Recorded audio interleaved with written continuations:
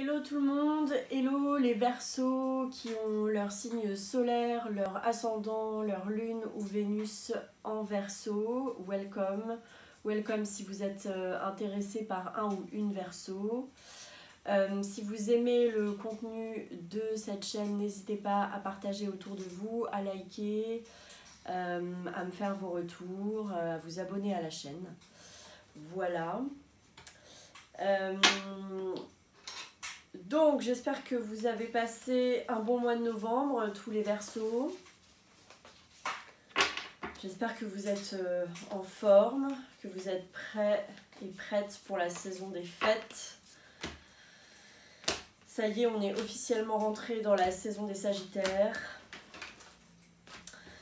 Voilà. Donc je vous rappelle qu'ici, sur ma chaîne, je n'utilise que les arcanes majeurs, donc je vous fais des tirages, ce sont des, on va dire la tonalité du mois, ça reste très généraliste, surtout en utilisant seulement les arcanes majeurs. Pour toutes celles et ceux qui veulent des consultations personnelles, vous pouvez me contacter sur mon compte Instagram, par message, tout ça. Mon site internet sort bientôt, trop bien. Et voilà, si vous avez des questions plus personnelles, etc., évidemment, puisque là, c'est juste les tendances du mois. Donc, c'est très général. Et quoi dire d'autre? C'est tout. Donc, voilà, comme d'habitude, je fais la coupe, c'est-à-dire que je sépare le jeu pour avoir, moi, une vision globale. Et puis pour me connecter à vous, et puis ensuite je fais le tirage qui nous donne plus de précision quand même. Ok, je la laisse là, juste un peu de pendule comme à l'accoutumée.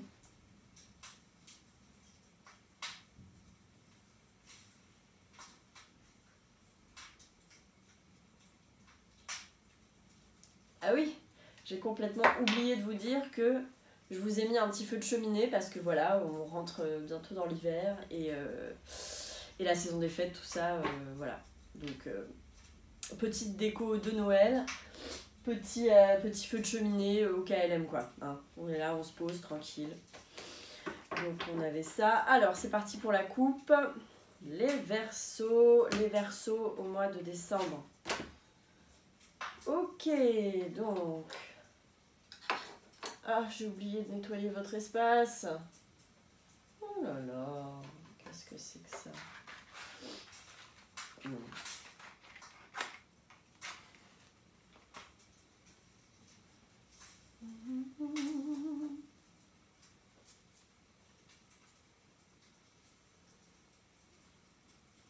Hop. Voilà. Donc, nous avons les amoureux. Donc, la carte des Gémeaux. Est-ce que vous avez affaire à un ou une Gémeaux? Et nous avons le mat, le fou. Voilà, comme ça vous voyez bien. Vous voyez que c'est deux cartes un peu shaky. Deux cartes qui bougent.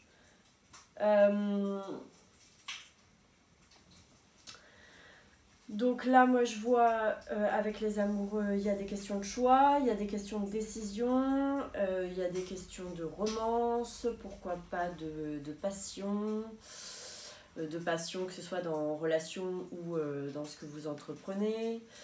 En tout cas, voilà, les amoureux, c'est une carte qui est en rapport avec le choix. Et puis, le fou, le mat, c'est prendre des risques,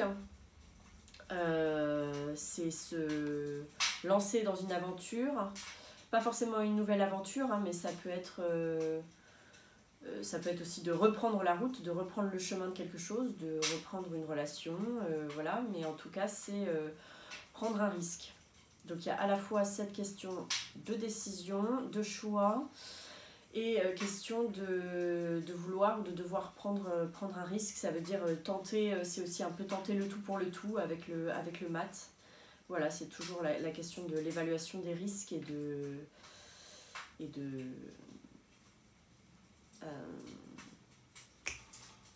c'est pas entreprendre quelque chose, mais oui, c'est ça, tenter, oser aussi. Bon, hop, donc ça c'est pour moi, ça me permet de... On avait quand même le soleil qui a essayé de sortir, donc le soleil, besoin d'éclaircissement sur quelque chose qui s'éclaircit, quelque chose qui devient plus limpide, on fait la lumière sur quelque chose. Donc on est pour les Verseaux au mois de décembre. On est pour les Verseaux au mois de décembre.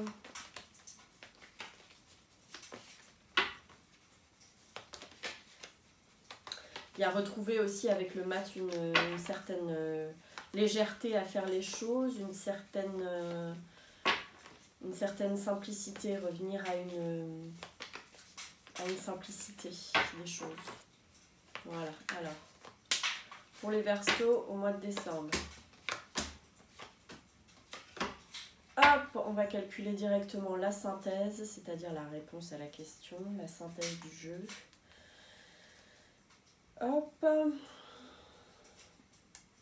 Alors, 8 plus 10 plus 13 plus 2, 53, 8. 8, donc vous avez aussi la force en synthèse. Donc je vous montre les cartes. En carte numéro 1, vous avez la force, the strength. En carte numéro 2, la roue de la fortune inversée. En carte numéro 3, la mort inversée. En carte numéro 4, l'impératrice. Voilà, et donc en synthèse, vous avez à nouveau la force.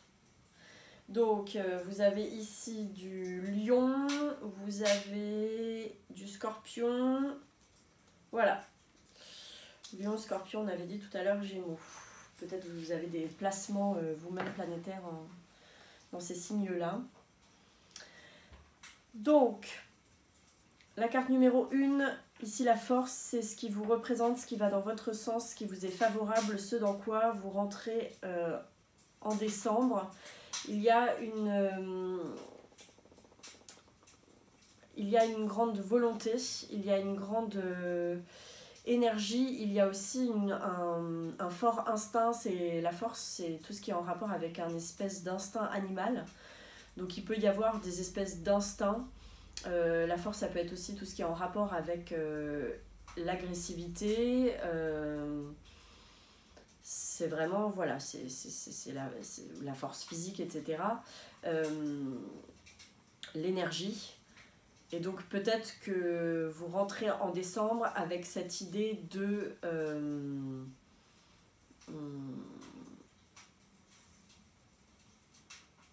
cette idée d'apprendre à calmer la bête qui est en vous. Il y a quelque chose comme ça avec la force. Et en même temps, vous vous sentez en pleine possession de vos capacités. La force, c'est aussi la capacité de déplacer des montagnes, c'est la capacité de mettre toute son énergie sur quelque chose. Que ce soit une relation, que ce soit un projet, que ce soit un nouveau boulot, vous vous sentez d'attaque. Voilà, vous sentez l'énergie d'entreprendre ou de porter quelque chose. Vous avez la roue de la fortune en face, donc dans cette position-là, la position 2, la carte numéro 2, c'est ce qui vient challenger, ce à quoi il faut faire attention, ce qui peut venir en obstacle. Ici, vous avez la roue de la fortune qui est inversée.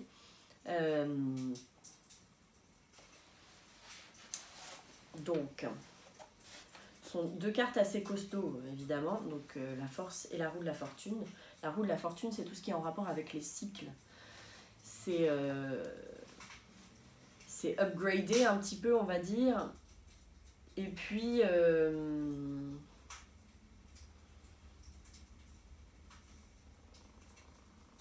c'est aussi tout ce qui est en rapport avec la chance, etc. Le fait de miser sur quelque chose, et vous l'aviez déjà en plus avec le mat à la coupe. Et comment dire, là renversé, c'est comme si il fallait faire attention à là où on plaçait ses pions, là où on mise.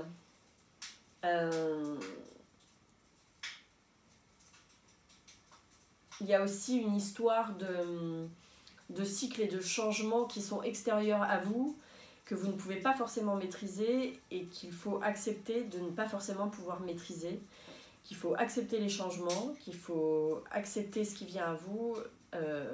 Voilà, la roue de la fortune, c'est aussi le karma. Donc là, peut-être qu'en décembre, il y a un retour de bâton ou un retour de karma qui est un peu violent. C'est vraiment ça. Quand je dis karma, c'est pas du tout... Moi, je ne maîtrise pas ces choses-là, mais le karma dans le sens, on récolte ce que l'on sème. On mise sur quelque chose, ça nous revient forcément de la manière dont on mise. Donc, c'est-à-dire que là, il y a un truc peut-être...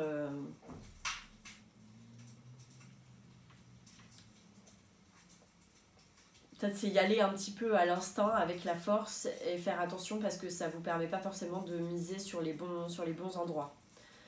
Donc il y a apprendre à laisser faire aussi, à laisser les cycles se faire, à laisser les changements se faire et à comprendre que vous ne pouvez pas non plus avoir la maîtrise de tout. Comprendre en même temps qu'il faut faire attention aux risques que l'on prend puisqu'ils peuvent avoir ça peut avoir des retours un peu vénères. Voilà. Il y a de ça avec la roue de la fortune. Hein. C'est des questions de chance, c'est des questions de gain, c'est des questions de mise et c'est des questions de cycle aussi. Donc il y a aussi fonctionner toujours de la même manière ou pas. Peut-être qu'il y a un truc à changer sur la manière de fonctionner. C'est ça aussi. Voilà, donc ça, on arrive en décembre là-dessus. Donc maintenant le conseil qui vous est donné avec la carte numéro 3, ici c'est la mort qui est inversée.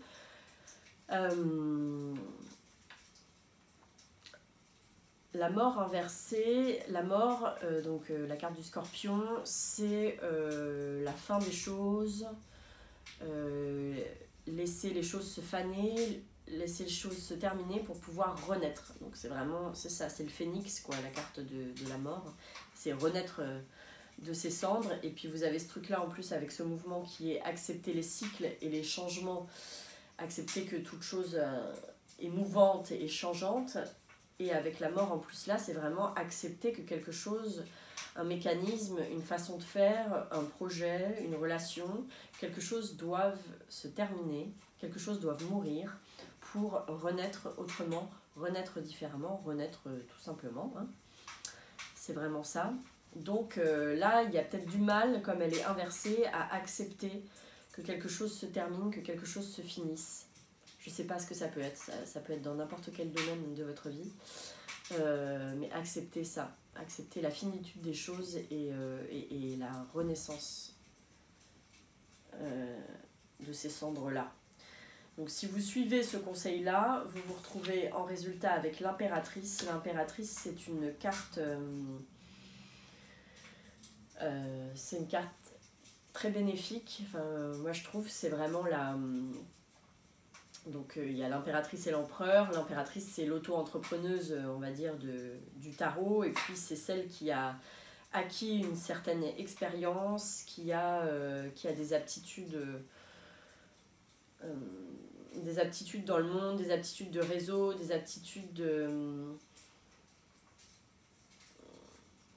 Elle a un savoir-faire, quoi. L'impératrice, on ne peut pas lui la faire, elle sait comment ça marche. Et donc, c'est cette impression que si jamais le conseil qui est suivi, c'est-à-dire d'accepter la fin de ces choses, la fin de ce cycle, la fin de quelque chose, quoi que ce soit, vous pouvez renaître à retrouver votre pouvoir intérieur, retrouver une connexion avec votre intuition, avec vos savoir-faire, et retrouver une certaine marche à suivre qui a déjà fait ses preuves. Voilà. Donc vous avez pour terminer la force également en synthèse, donc à la réponse à votre question. Si vous avez des questions, ça peut être la réponse, donc c'est plutôt positif. Et c'est plutôt réussir à bien canaliser ses passions et ses instincts pour pouvoir diriger ce feu-là dans la bonne direction.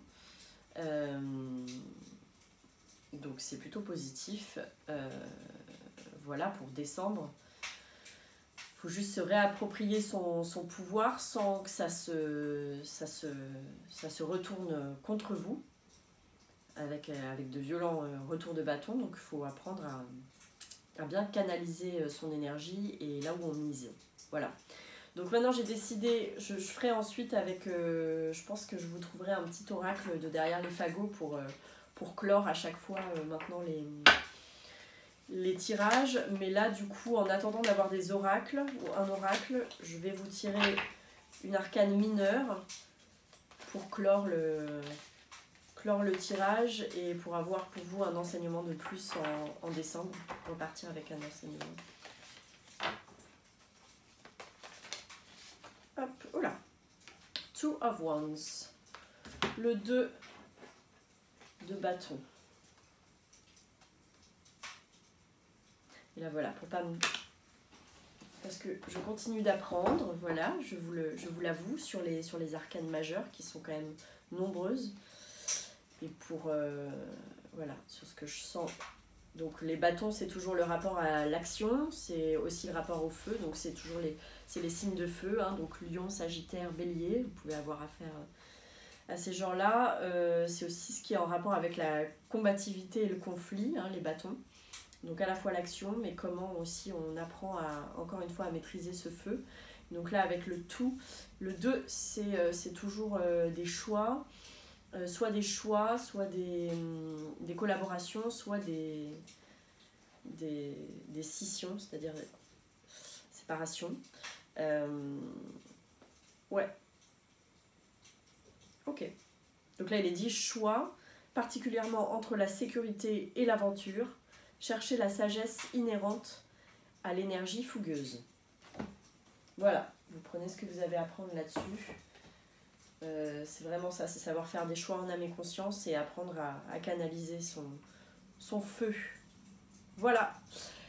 Donc beau programme pour vous les Verseaux au mois de décembre. Je vous souhaite un super mois, de belles fêtes et on se retrouve en 2022. Voilà, ciao!